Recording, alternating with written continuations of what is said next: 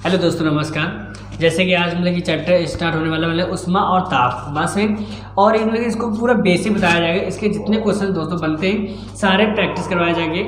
इस सारे एग्जाम के लिए, रेलवे एग्जाम के लिए, सारे सभी के लिए दोस्तों। अगर आपको समझ में आए तो इसको लाइक सब्सक्राइब कर लीजिए दोस्तों। चलिए देखो बताने जा रहा हूँ और इसमें आपको स्लाइड पे देखेगा बस है। चलिए देखिए पहली स्लाइड पे आपको स्क्रीन में कराए। उसमें एक प्रकार की ऊर्जा है जो अणुओं की गति जो ऊर्जा के कारण उत्पन्न होती है। बस में जो दोस्तों वहाँ पे ऊष्मा होती है जब कोई कार्य हम करते हैं। बस में जब कोई कार्य करेंगे तभी हमारी क्या, जब गतिज ऊर्जा होगी बस में जब कोई कार्य करते हैं तभी हमारी ऊष्मा उत्पन्न होती है। बस ताप में अंतर के कारण ऊष्मा का प्रभाव होता है। जब किसी डिफरेंस काम होता है तभी ऊष्मा हमारी उत्पन्न होती है।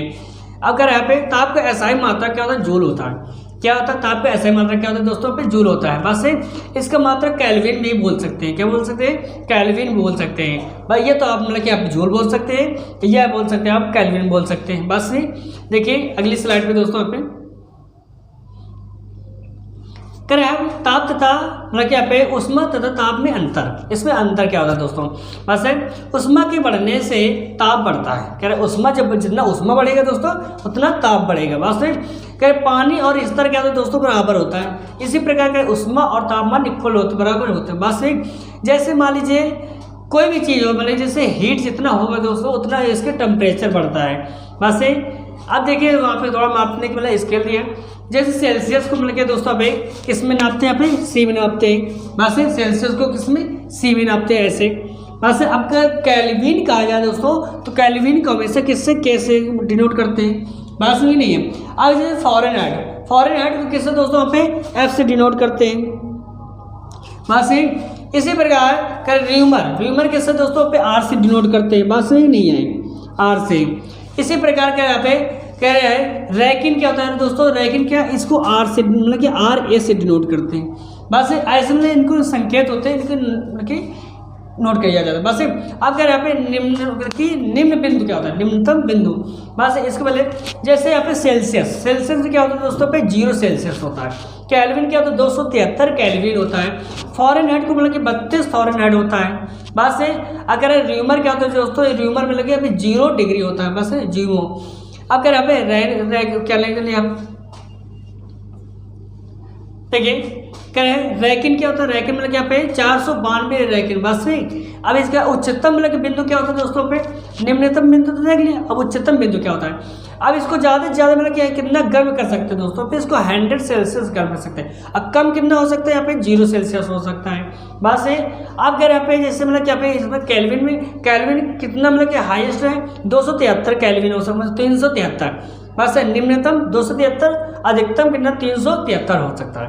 बस अब फॉरेनहाइट दोस्तों आप कितना है, कम से कम 32 सेल्सियस तक की गर्म कर सकते हैं फॉरेनहाइट, और सबसे अधिक कितना कर सकते हैं दोस्तों पे 212 फॉरेनहाइट। इसी बार कह रहे हैं र्यूमर क्या होता है यहाँ पे, इसको 0 र्यूमर होता है यहाँ पे, या इसको सबसे ज़्यादा हाईएस्ट मतलब कि यहाँ पे 80 तक कर सकते हैं। बस नहीं। अगर रैकिन क्या होता है दोस्तों, इसको कम से कम मतलब 492 तक कर सकते हैं, और इसको हाईएस्ट कितना कर सकते हैं, सबसे ज़्यादा मतलब यहाँ पे 672 तक कर सकते हैं। इससे ज़्यादा नहीं कर सकते दोस्तों।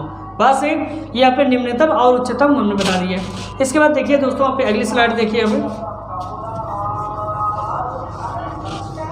देखिए दोस्तों अगली स्लाइड पे कुछ नोट पॉइंट्स है उसको जरिए। जैसे ओके मतलब कि यहाँ पे दिया माइनस के 273 सेल्सियस को गर्म करने पर मतलब कि इसका शून्य तापमान होता है। अगर आप 273 सेल्सियस पे गर्म करेंगे तो उसका तापमान क्या होगा दोस्तों पे 0 होगा। अगर मान लीजिए 273 सेल्सियस बस संसार का सबसे न्यूनतम तापमान होता है। बस जो मतलब कि माइनस के यहाँ पे 273 सेल्सियस होता है, पूरे संसार का मतलब कि यहाँ पे 273 सेल्सियस सबसे कम होता है। बस अगर माइनस 200 सेल्सियस बस गैस में मतलब कहा जाए, गैस का आयतन क्या होता है 0 हो जाएगा।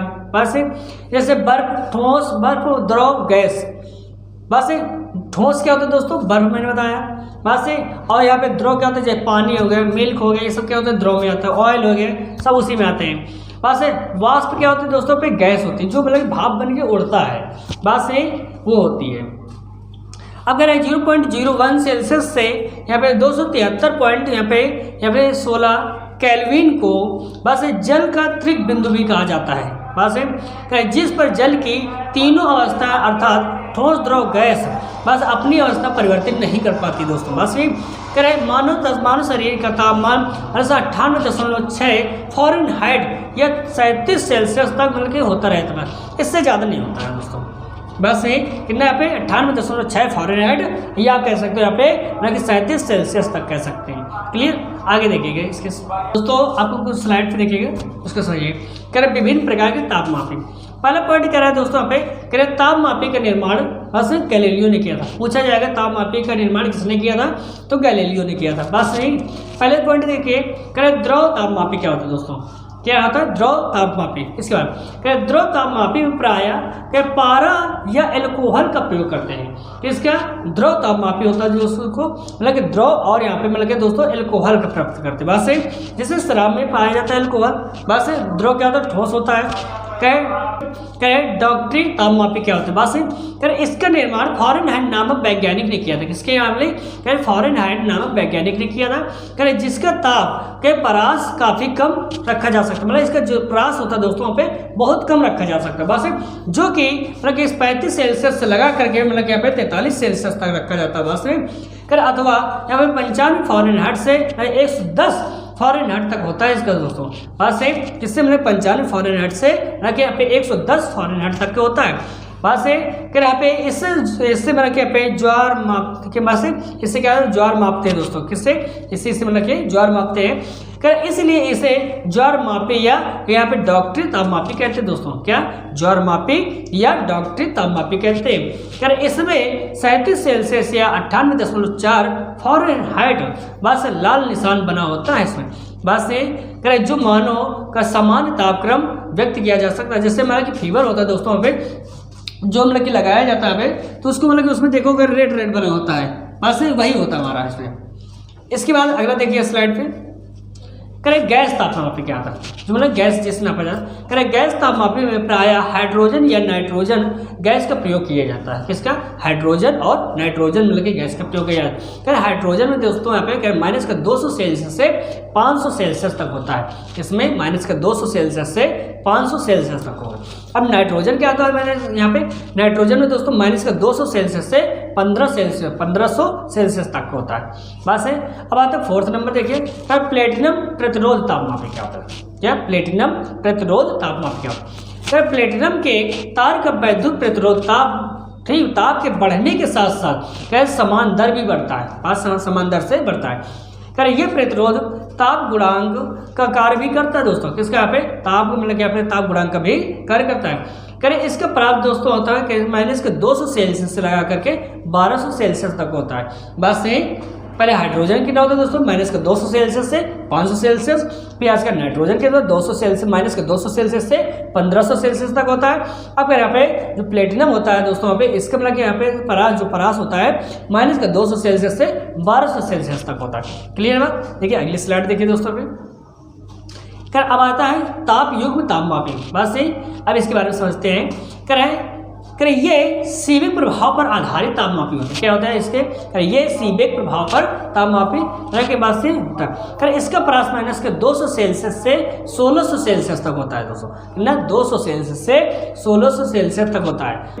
यहाँ पे सीबेक प्रभाव क्या होता है दोस्तों, इसके बारे में जब दो अलग अलग धातुओं के तारों को जोड़कर एक बद्ध परिपथ बनाया जाता है दोस्तों, बनाते हैं तथा इस परिपथ की संधियों को अलग अलग ताप पर रखते हैं। बस में उनको अलग अलग रख दिया जाता है तो परिपथ में एक धारा बहने लगती है जिसे विद्युत धारा कहते हैं दोस्तों। बस इस प्रभाव को क्या यहाँ पे सीबेक सीबेक प्रभाव कहते हैं। बस जो इफेक्ट पड़ता है उसमें बात देखिए दोस्तों यहाँ पे 6 नंबर क्या पे पूर्ण विकिरण उच्च तापमापी क्या होता है। बस ये पूछा जाएगा पे कि ये तापमापी स्टीफन के नियम पर आधारित है। बस कर इसके अनुसार उच्च तापमापी पर किसी वस्तु से उत्सर्जित विकिरण या ऊर्जा की मात्रा उसके परम ताप के चतुर्थ घात के अनुक्रमानुपाती होती है। बस यही नहीं। अब देखिए दोस्तों पे अगली स्लाइड उष्मा संचरण की विधि क्या होती है? उष्मा संचरण की विधि क्या होती है? ये दोस्तों पे 3 प्रकार की होती है। कौन से? यहाँ पे चालन होती है, संवहन होती है और विकिरण होती है। क्या होते हैं? चालन, संवहन और विकिरण। बस उष्मा संचरण 3 प्रकार की होती है। कौन से? यहाँ पे चालन, बस संवहन और विकिरण। बस अब आइए चालन के बारे में चर्चा करते हैं। क्या होते हैं देखिए अगली स्लाइड पे। चालन कहता है कि ये उष्मा संचरण की वह विधि है जहां उष्मा का संचरण एक स्थान से दूसरे स्थान तक बस बिना अणुओं की गति कर सकता। बस वो क्या होता है? चालन कहते हैं। बस अगर एक ठोस में ठोस का संचरण इसी विधि द्वारा होता है। बात से ठोस में परिवर्तित करना है तो चालन कहलाता है। खैर ये उष्मा संचरण की सबसे धीमी गति होती है। बात से अब करें कुछ एग्जाम्पल्स दिए दोस्तों, इसको समझिए। कहें लोहे की कुर्सी और लकड़ी की कुर्सी में तुलना करने पर लोहे की कुर्सी अधिक ठंडी या अधिक गर्म प्रतीत होती है दोस्तों। बस सेम करें क्योंकि लोहे में चालन क्या होता है दोस्तों? यहाँ पे अधिक होती है। इसमें लोहे की जो चालन होती है दोस्तों उसमें क्या होता है? अधिक होती है, इसलिए वो जल्दी गर्म भी हो जाती है और जल्दी वो ठंडी भी हो जाती है। लकड़ी में अगर नहीं होता, लकड़ी में क्या होता है? यहाँ पे चालन कम होता है दोस्तों, तो ठंडी बहुत मतलब देर में होती है और मतलब यहाँ पे गर्म भी बहुत देर में होती है। करें जैसे मिट्टी के बर्तन तथा स्टील के बर्तन में तुलना करने पर स्टील के बर्तन में चाय पीना मुश्किल होता है। बस और यह मिट्टी के जो बर्तन होते हैं उसमें क्या होता है? चाय बहुत जल्द ठंडी हो जाती है, क्योंकि स्टील के बर्तन में उष्मा का चालन क्या होता है दोस्तों? यहाँ पे बहुत तेजी से होता है। बस जब उसमें उष्मा बहुत तेजी हो गई दोस्तों तो चाय भी बहुत मतलब कि देर तक उसमें क्या होता है? गर्म रहती है। बस इसके देखिए दोस्तों आप अगली स्लाइड पे देखिए दोस्तों, संवहन क्या होता है? करें उष्मा संचरण की वह विधि है जिसमें उष्मा का संचरण एक स्थान से दूसरे स्थान तक अणुओं के बस गति के कारण होता है दोस्तों। करें द्रव और गैस में उष्मा का संचरण इसी विधि द्वारा किया जाता है। बस जैसे यहाँ पे देखिए चालन की तुलना में करें इसमें उष्मा का संचरण अधिक तेजी से होता है दोस्तों। बस देखिए दोस्तों मतलब कि अगली स्लाइड करें। अब विकिरण पे आइए। विकिरण क्या होता है दोस्तों? कराए यह उष्मा संचरण की वह विधि है जिसमें उष्मा का संचरण बिना माध्यम के या माध्यम रहने पर माध्यम को बिना गर्म किए ही मतलब किए जाते हैं। बस जैसे सूर्य किरण दोस्तों, अब कोई जैसे कोई बर्तन होता है दोस्तों, अब सूर्य किरण होता है, अब इसको बिना गर्म किए ही अपन क्या होता है? गर्म हो जाता है। किससे? सूर्य की किरणों से। जब यहाँ पे सूर्य पड़ता है दोस्तों यहाँ पे, बस जब इसमें सूर्य किरण पड़ेगी तो ऑटोमेटिक क्या होगा दोस्तों? गर्म होगा। बस वही तो इसको विकिरण कहते हैं दोस्तों। अब देखिए आगे कह रहा है उष्मा संचरण की सबसे तीव्र विधि विकिरण होती है। कह रहा है उष्मा संचरण की सबसे तीव्र विधि क्या होती है दोस्तों? विकिरण होती है। कुछ एग्जांपल्स है देखिए इसके। कह रहा है यहाँ पे सूर्य की उष्मा पृथ्वी तक पहुंचती है। कह रहे सूर्य की जो किरणें होती है दोस्तों वो कहाँ तक? पृथ्वी तक पहुंचती है। बस विकिरण विधि द्वारा, जबकि वायुमंडल तक मतलब कि वायुमंडल गर्म होता है, इसे कहते हैं संवहन विधि द्वारा कहते हैं। बात से कह रहे भट्ठी की उष्मा मनुष्य तक पहुंचती है। कह रहे भट्ठी की जो उष्मा होती है मनुष्य तक पहुंचती है, जिसे विकिरण विधि द्वारा कहा जाता है। अब जैसे भट्ठी जल रही है दोस्तों, उसकी जो मतलब उष्मा होती है, हीट होती है, वो क्या होता है दोस्तों? हमारे मतलब कि शरीर में पड़ता है। बस तो उसको भी क्या कहा जाता है? विकिरण भी कहा जाता है, विकिरण विधि। ठीक है दोस्तों, अगली स्लाइड पे कुछ एग्जाम्पल्स और दोस्तों हैं, समझिए यहाँ पे। कह रहा है सूर्य की उष्मा बस सूर्य की उष्मा पृथ्वी तक पहुंचती है विकिरण विधि द्वारा, जबकि वायुमंडल गर्म होता है संवहन विधि द्वारा। बस है जैसे भट्टी की उष्मा मनुष्य तक पहुंचती है तो विकिरण विधि द्वारा होता है। बस है देखिए दोस्तों नोट पॉइंट्स से इसमें क्या धातु की टेबल पर रखी चाय जल्दी ठंडी हो जाती है। बस जैसे लकड़ी की टेबल की तुलना में। बस इसी प्रकार करें क्योंकि धातु के टेबल में चालन संवहन विकिरण वाष्पीकरण होता है। करें जबकि लकड़ी की टेबल में करें केवल विकिरण संवहन वाष्पीकरण होता है। बस तो चालन नहीं होता इसमें दोस्तों। बस जैसे धातु जैसे दिया लकड़ी दिया यहाँ पे। बस अब जैसे यहाँ पे जब कोई चालन करता है दोस्तों यहाँ पे। बस अब देखिए यहाँ पे अगला पॉइंट से करें सामान्य शरीर तापमान यहाँ पे 37 सेल्सियस होता है। ठंड के दिनों में कपड़ों का कार्य है कि शरीर की उष्मा को बाहर जाने से रोकता है दोस्तों। बस अगला देखिए यहाँ पे कि टुंड्रा प्रदेशों में एस्कीमो बर्फ की दोहरी दीवार बनाकर रहते हैं दोस्तों, क्योंकि दोहरी दीवार के बीच की ही हवा उष्मा की क्या है तो दोस्तों यहाँ पे कुचालक होती है। बस यही देखिए अगला पॉइंट से यहाँ पे करें न्यूटन का शीतलन नियम क्या होता है दोस्तों। न्यूटन का शीतलन नियम क्या होता है? कर इस नियम के अनुसार कर बहुत अधिक गर्म से थोड़ा ठंडा होने में बस जितना समय लगता है थोड़ा ठंडा से पूरा ठंडा होने में उससे अधिक समय लेगा। बस यही नहीं है। जैसे यहाँ पे 60 सेल्सियस से दोस्तों पे 50 सेल्सियस तक है तो 5 मिनट लेता है। जैसे अब 50 सेल्सियस से 40 सेल्सियस तक के मतलब 5 मिनट से दोस्तों पे एक अधिक लेगा। बस यही नहीं। जैसे न्यूटन के यहाँ पे शीतलन के नियम को सूत्र है क्या यहाँ पे Q1 अपॉन Q2 बस सेम क्या यहाँ पे Q1 बस माइनस यहाँ पे Q2 बस अपॉन यहाँ पे क्या होगा दोस्तों T इक्वल टू यहाँ पे Q1 प्लस यहाँ पे Q2 बस Q1 अपॉन Q2। इसी प्रकार यहाँ पे 2 हो गया दोस्तों। यहाँ क्या पे दोस्तों पे मतलब यहाँ पे T हो गया यहाँ पे Q होगा और यहाँ पे दोस्तों पे क्या होता है दोस्तों पे केल्विन होता है। बस यही नहीं है माइनस दस में माइनस यहाँ पे Q0 होता है। इतनी बात समझे। तो ये फार्मूला होता है इसका फार्मूला की याद रख लिया ये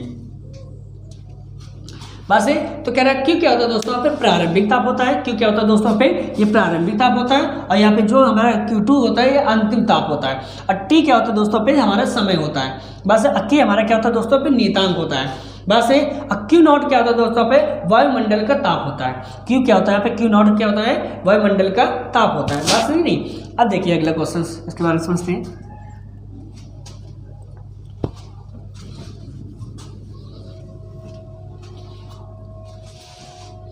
देखिए अब अगली स्लाइड पे कर ऊष्मागतिकी का पे 16वां नियम क्या होता है। 16वां नियम क्या होता है इसके बारे में समझ कर इस नियम के अनुसार अगर A का ताप B के ताप के बराबर हो क्या दोस्तों A का ताप और B के ताप का बराबर हो और B का ताप C के ताप के बराबर हो तो लगे यहाँ पे A और C का ताप बराबर होता है दोस्तों।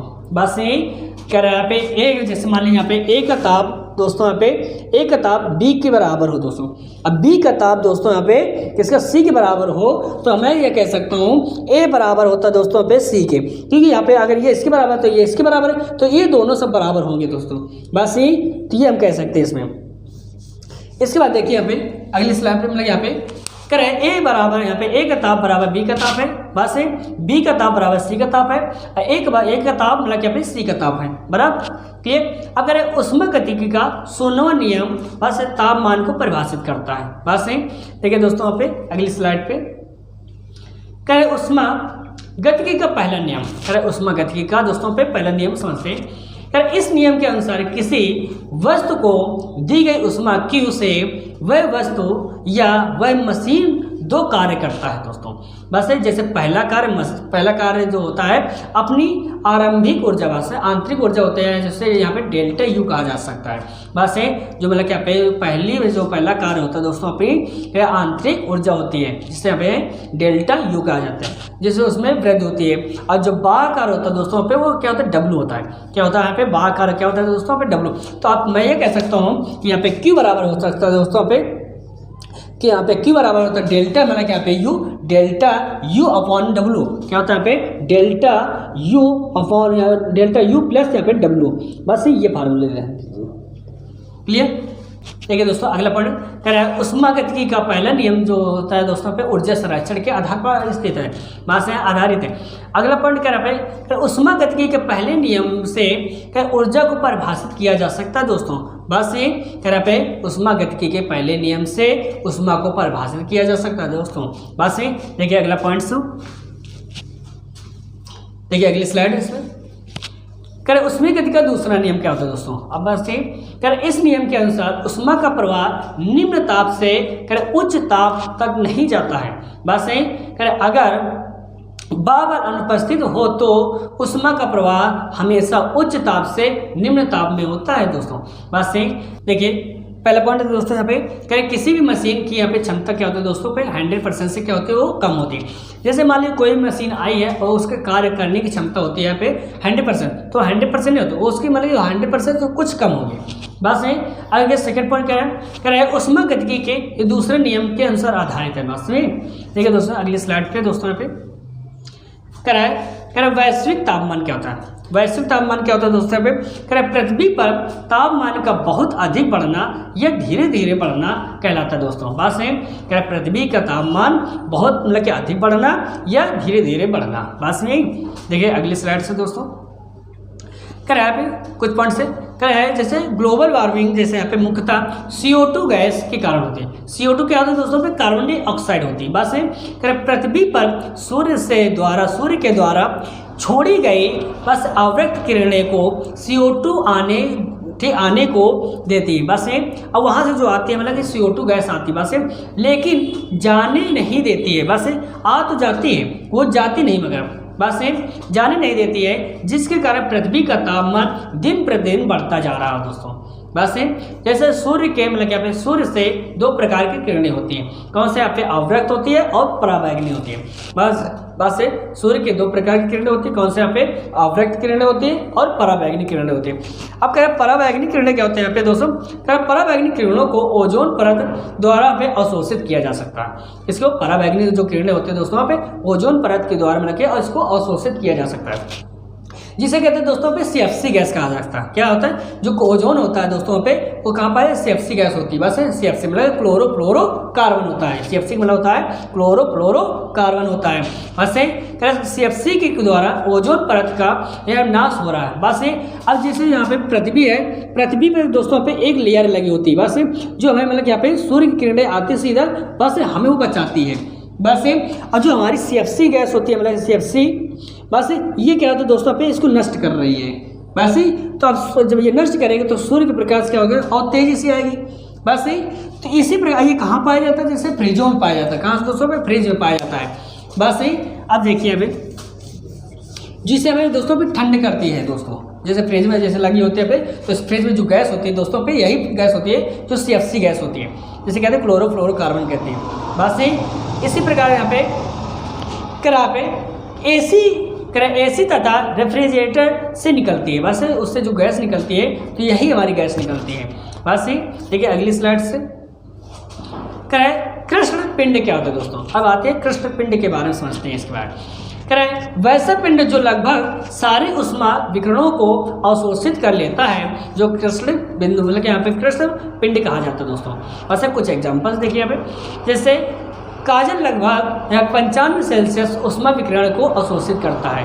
बस इसलिए यहाँ पे काजल सबसे अच्छा कृष्ण बिंदु होता है। बस और देखिए यहाँ पे सेकंड पॉइंट से काला आदमी सारे उष्मा विकिरण को अवशोषित कर लेता है, इसलिए उसे मतलब अधिक उष्मा लगती है उसमें।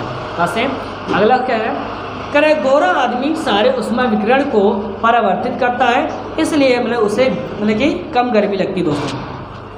अगला पॉइंट क्या है कि गर्मी के दिनों में सफ़ेद वस्त्र का उपयोग किया जाता है, क्योंकि वह सारे उष्मा विकिरण को परावर्तित कर देता है। बस जिसके कारण मेरे यहाँ पे कम गर्मी लगती है दोस्तों। बस देखिए अगला स्लाइड से कुछ एग्जाम्पल। ठंड के दिनों में काले कपड़ा का उपयोग किया जाता है, क्योंकि काला कपड़ा सारे उष्मा विकिरण को अवशोषित कर लेता है दोस्तों, और वह गर्मी प्रदान करती है। बस अगला पॉइंट से कह रहा है गर्मी की छाते, बस गर्मी के छाते ऊपर से सफ़ेद और नीचे से काले के बनाए जाते हैं। बस नहीं देखिए दोस्तों अगला पॉइंट देखिए दोस्तों पे किरचॉफ का नियम क्या होता है दोस्तों। इस नियम के अनुसार जो वस्तु उष्मा का जितनी अच्छी अवशोषक होगी वह मतलब कि दोस्तों वहाँ पे वह वस्तु उतनी ही दोस्तों क्या हो पे उत्सर्जक होगी। बस जैसे यहाँ पे अगला पॉइंट क्या है, काली प्याली में रखी चाय अन्य प्यालियों की अपेक्षा दोस्तों पे जल्दी ठंडी होती है। बस अगली पॉइंट से देखिए यहाँ पे एक काली और एक सफ़ेद गेंद को समान तापमान पर गर्म करके फिर अगर अंधेरे कमरे में छोड़ दिया जाए बस तो काली गेंद क्या दोस्तों पे अधिक चमकेगी। बस ये नहीं देखिए अगला पॉइंट क्या रहे, उष्मीय प्रसार क्या होता है दोस्तों। उष्मीय प्रसार के बारे में समझते हैं। अधिकतर धातुएं गर्म करने के बाद फैलती हैं।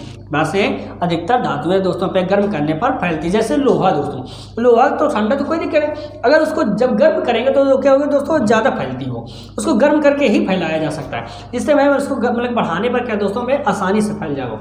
करें जैसे अगर उसको लोहा गर्म किया जाए तो उसको गर्म करने पर दोस्तों अगर मोड़ दिया जाता है तो आसानी से मुड़ जाती है। क्या जिसे प्रसार गुणांक भी कहा जाता है। क्या कह सकता है? प्रसार गुणांक भी कहा जाता है। पहले बस प्रसार गुणांक दोस्तों पे 3 प्रकार के होते हैं। क्या होते हैं? ये 3 प्रकार के होते हैं। बस देखिए पहला मतलब क्या है, पहले कौन सा होता है? रेखीय प्रसार गुणांक क्या होते हैं दोस्तों? बस रेखीय प्रसार गुणांक क्या होता है? जब किसी वस्तु को गर्म करते हैं तो उसकी लंबाई में अगर परिवर्तन होता है तो उसमें रेखीय प्रसार गुणांक कहा जाता है। बस यही जैसे यहाँ पे एल बराबर होता है पे एल, बस एल आई, बस एल बस 1 प्लस यहाँ पे अल्फा थीटा होता है। बस यही जैसे एल एफ क्या होता है दोस्तों? अंतिम लंबाई होती है। क्या होता है? एल एफ जो होता है ये अंतिम लंबाई होती है। जो एल आई होते हैं दोस्तों पे प्रारंभिक लंबाई होती है। बस थीटा क्या होता है दोस्तों पे? ये ताप के अंतर होता है। बस ये कितना दोस्तों पे इसका मतलब कि अंतर हुआ है। बस ये तब जो अल्फा क्या होता है दोस्तों पे? रेखीय प्रसार गुणांक होता है। क्या होता है? यहाँ पे रेखीय प्रसार गुणांक होता है। इसके बाद दोस्तों पे सेकंड पॉइंट क्या है? रेखीय प्रसार गुणांक क्या होता है? क्या होता है पे? रेखीय प्रसार गुणांक, इसको बीटा से डिनोट करते हैं। बस ये अब देखिए यहाँ पे जब किसी वस्तु को गर्म करते हैं तो क्या उसके क्षेत्रफल में अगर परिवर्तन होता है तो उसे रेखीय प्रसार गुणांक कहते हैं। बस ए एफ बराबर यहाँ पे ए आई यहाँ पे ब्रैकेट में यहाँ पे 1 प्लस बीटा प्लस थीटा होता है। बस तो ए एफ क्या होता है दोस्तों पे? अंतिम क्षेत्रफल होता है। थीटा क्या होता है? ताप में अंतर होता है। ए आई क्या होता है दोस्तों पे? प्रारंभिक क्षेत्रफल होता है। बस अब बीटा क्या होता है दोस्तों पे? यहाँ पे क्षेत्रीय प्रसार गुणांक होता है। क्लियर? अब देखिए यहाँ पे मतलब थर्ड पॉइंट क्या होता है? क्या आयतन प्रसार गुणांक क्या होता है? आयतन क्या इसको दोस्तों पे गामा से डिनोट करते हैं। बात में तो जब किसी वस्तु को गर्म करते हैं तो उसके आयतन में अगर परिवर्तन होता है तो उसे आयतन बताना कि आयतन प्रसार गुणांक भी कहा जा सकता है। बस क्या यहाँ पे वी एफ बराबर होता है दोस्तों, वी मतलब कि आयतन होता है। बस वी आई बराबर यहाँ पे होता है पे प्लस यहाँ पे वाई थीटा होते हैं। बस गामा थीटा होती है। बस देखिए अगला स्लाइड पे देखिए दोस्तों पे यहाँ पे जल का असामान्य प्रसार क्या होता है दोस्तों? जल का असामान्य प्रसार क्या होता है? यहाँ पे जल का आयतन 4 सेल्सियस से न्यूनतम होता है। बस यहाँ पे 4 सेल्सियस क्या दोस्तों पे? न्यूनतम होता है। अगला स्लाइड क्या पे जल का घनत्व 4 सेल्सियस से दोस्तों पे अधिकतम होता है। बस अब दो आयतन क्या होता है दोस्तों पे? कम होता है 4 सेल्सियस, और घनत्व क्या होता है दोस्तों पे? ज़्यादा होता है 4 सेल्सियस से। अगर जल को 2 सेल्सियस से 6 सेल्सियस तक गर्म किया जाए तो पहले आयतन क्या होगा दोस्तों? घटेगा, फिर क्या होगा दोस्तों? फिर न्यूनतम होगा और फिर इसके बाद बढ़ेगा।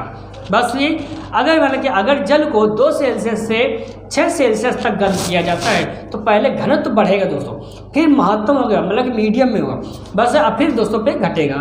बस ये अगला देखिए यहाँ पे स्लाइड्स देखिए दोस्तों उष्मा इंजन क्या होता है दोस्तों पे? वह इंजन जो उष्मा को कार्य में बदल देता है दोस्तों वो उष्मा इंजन कहलाता है। जैसे दोस्तों यहाँ पे डीजल, बस डीजल इंजन होता है, पेट्रोल इंजन होता है दोस्तों। बस अब देखिए यहाँ पे कुछ मतलब यहाँ पे एक जगह उष्मा इंजन की क्षमता क्या होती है दोस्तों? अगर कोई उष्मा इंजन कैपिटल T1 तापमान पर या मतलब यहाँ पे Q1 उष्मा देती है, उष्मा मतलब कि लेता है। बस तथा T2 तापमान पर यहाँ पे Q2 मतलब उष्मा देता है। बस नहीं तो फार्मूला क्या होता है दोस्तों? यहाँ पे n बराबर होता है दोस्तों यहाँ पे T1 बस माइनस यहाँ पे T2 बस अपॉन यहाँ पे दोस्तों पे मतलब T1 इंटू दोस्तों पे 100 होता है। बस इक्वल टू यहाँ पे दोस्तों आप कह सकते हैं पे Q1 बस Q1 माइनस यहाँ पे Q2 अपॉन यहाँ पे Q1 बस इंटू दोस्तों पे 100 होता है। ये आपको फार्मूला मिल गया, इसको याद रखिएगा। क्लियर? देखिए दोस्तों आप अगली स्लाइड पे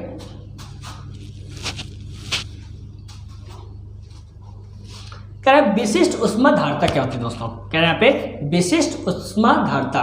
इसके बाद कह रहे एकांक द्रव्यमान के तापमान को 1 सेल्सियस से बढ़ाने के लिए आवश्यक उष्मा की मात्रा जब अवस्था परिवर्तित रहे तो बस उसे विशिष्ट उष्मा धारता कहते हैं दोस्तों। बस एम द्रव्यमान की वस्तु को थीटा सेल्सियस से बढ़ाने के लिए आवश्यक उष्मा की मात्रा होती है। बस तो थीटा क्या यहाँ पे क्यू बराबर होता है दोस्तों पे क्यू बराबर क्या होता है? एम एस थीटा दोस्तों। बस एम एस यहाँ पे थीटा। क्लियर? ये आपका फार्मूला है दोस्तों, इसको अच्छे से याद रखिएगा। आगे देखिए यहाँ पे देखिए अगली स्लाइड पे दोस्तों कह रहे गुप्त उष्मा क्या होता है? अब गुप्त उष्मा के बारे में कह रहे तापमान को स्थिर रखते हुए अवस्था परिवर्तन के लिए दी गई उष्मा गुप्त बस उष्मा कहलाती है। बस जैसे एम द्रव्यमान की वस्तु के अवस्था परिवर्तन के लिए दी गई उष्मा के दोस्तों यहाँ पे Q होता है। बस है, तो Q बराबर क्या होता है दोस्तों यहाँ पे, Q बराबर क्या होता है दोस्तों, ml होता है। बस है, Q बराबर क्या होता है दोस्तों पे, ml होता है। बस है, देखिए दोस्तों ये आपको मतलब कि यहाँ पे इसके बेसिक पूरे दोस्तों पे कंप्लीट हो गए। अब आइए अब इसके मतलब क्वेश्चन हम प्रैक्टिस कराते हैं। इसके क्वेश्चन बहुत ज़्यादा है इसके, तो हम सारे क्वेश्चन कराएंगे जितने एग्जाम में पूछे गए क्वेश्चन है दोस्तों। देखिए पहला क्वेश्चन आपको स्लाइड पे देखिएगा। देखिए पहला क्वेश्चन कर रहे हैं आप दोस्तों, क्या है, वातानुकूलित बस प्लांट की क्षमता भाषा क्या है, मतलब भाषा जाती है मतलब यहाँ पे, तो कौन सा दोस्तों यहाँ पे क्या है, टन में। बस किसे कहा जाता है मतलब यहाँ पे टन में। कौन सा नंबर सही है, पहला नंबर सही हमारा ए। इसके बाद सेकंड नंबर क्वेश्चन दोस्तों यहाँ पे देखिए, निम्नलिखित में से कौन सा ताप का एसआई को व्यक्त किया जाता है दोस्तों, तो कौन से यहाँ पे, केल्विन को। ताप क्या होता है दोस्तों पे, केल्विन होता है। कौन सा नंबर पे, यहाँ पे सी नंबर सही है हमारा। इसके बाद थर्ड नंबर का यहाँ पे करें, पीजो इलेक्ट्रिक प्रभाव में विद्युत का उत्पादन हो सकता है दोस्तों, किसके द्वारा किया जाता है दोस्तों पे, किसके दाब के द्वारा किया जाता है। कौन सा नंबर सही है पे, डी डॉग सही है हमारा। देखिए दोस्तों फोर्थ नंबर क्वेश्चन कह रहा है कि दूर की वस्तुओं जैसे सूर्य आदि का ताप किस तापमापी के द्वारा दोस्तों मापा जाता है, तो किसके यहाँ पे, पूर्ण विकिरण तापमापी के द्वारा यहाँ पे, बस पूर्ण विकिरण तापमापी के द्वारा। कौन सा नंबर पे, यहाँ पे सी नंबर सही है हमारा। इसके बाद 5 नंबर कह रहा है, विकिरण पायरोमीटर से कितना तापमान मापा जाता है दोस्तों पे, तो यहाँ पे कह रहे हैं इसमें से कोई भी नहीं सही है। मतलब कि यहाँ पे दो धातु होते हैं, बस दो एक मतलब यहाँ पे दो एक अदृश्य धातु होते हैं, तो दो अदृश्य धातु इनमें से दोस्तों पे कोई भी नहीं हो सकता है। तो कौन सा नंबर सही है हमारा, डी डॉग सही है। इसके बाद 6 नंबर कह रहा है, सूर्य का ताप मापा जाता है दोस्तों पे, किस पे नापा जाता है, क्या है, पायरोमीटर तापमापी द्वारा। किसमें, यहाँ पे सी नंबर सही है हमारा। आइए देखिए यहाँ पे 7 नंबर का है, सेल्सियस माप क्रम पर बस जल के क्वथनांक तथा कर हिमांक है दोस्तों पे, किसमें दोस्तों पे, कर 100 सेल्सियस से यहाँ पे 0 सेल्सियस। कौन सा नंबर पे दोस्तों पे, बी बॉय सही है। इसके बाद दोस्तों पे आगे देखिए यहाँ पे,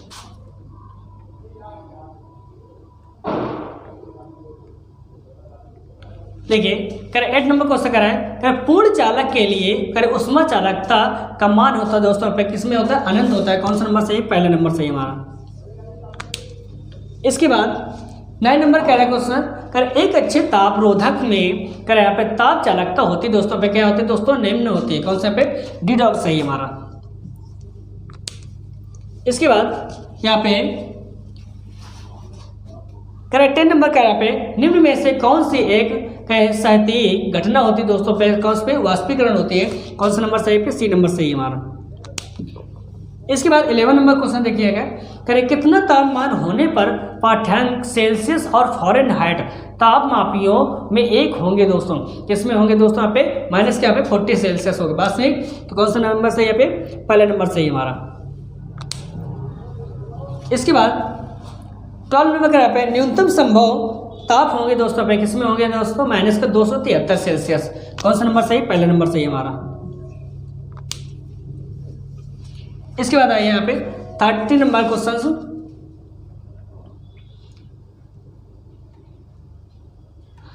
देखिए 30 नंबर क्वेश्चन करें, निम्नलिखित स्थिति में बॉयल के किस नियम का पालन अच्छी तरह से होता है दोस्तों, यहाँ पे किस कौन से यहाँ पे, निम्न ताप एवं निम्न दाब पे। कौन सा नंबर सही पे, डी डॉग सही हमारा।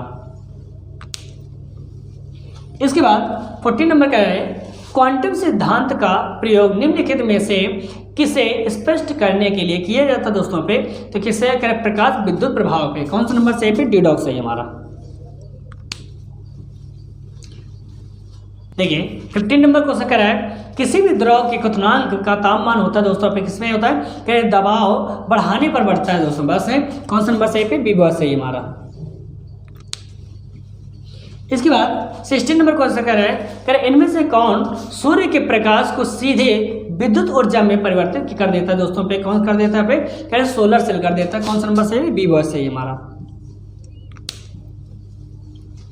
इसके बाद कर यहाँ पे 17 नंबर कह रहा है रेफ्रिजरेटर में खाद्य पदार्थ ताज़ा रखने हेतु सुरक्षित तापमान क्या होता है दोस्तों पे, मतलब कि यहाँ पे माइनस क्या पे सॉरी यहाँ कितना होता है 4 सेल्सियस होता है। कौन सा नंबर सही, पहला नंबर सही है हमारा। देखिए 18 नंबर कह रहा है गाड़ी के रेडिएटर में जल का प्रयोग किस कारण से किया जाता है दोस्तों पे, किस कारण से कह रहा है उच्च विशिष्ट उच्च धारिता होती है। कौन सा नंबर सही, बी बॉय सही है हमारा। इसके बाद करें 19 नंबर क्वेश्चन करें पे करें स्थिर ताप पर गैस का आयतन कम करने से उसका दाब क्या होगा दोस्तों पे, तो उसका दाब क्या होगा, बढ़ जाएगा। कौन सा नंबर सही, सी नंबर सही है हमारा। इसके बाद दोस्तों पे देखिए 20 नंबर करें निम्नलिखित में से कौन सा विद्युत का कुचालक नहीं है दोस्तों, तो कौन सा नंबर करें चीनी मिट्टी के बर्तन होता है। कौन सा नंबर सही है दोस्तों पे, पहला नंबर सही है बस। देखिए दोस्तों इसमें इस क्लास में आपने मतलब कि यहाँ पे बेसिक और प्लस यहाँ पे 20 क्वेश्चन कराए हैं दोस्तों। अगली क्लास जो आएगी दोस्तों पे 21 से क्वेश्चन जितने होंगे दोस्तों आगे कराए जाएंगे दोस्तों। अगर आपको समझ में आए तो इसको लाइक सब्सक्राइब कर लीजिएगा दोस्तों। Thank you.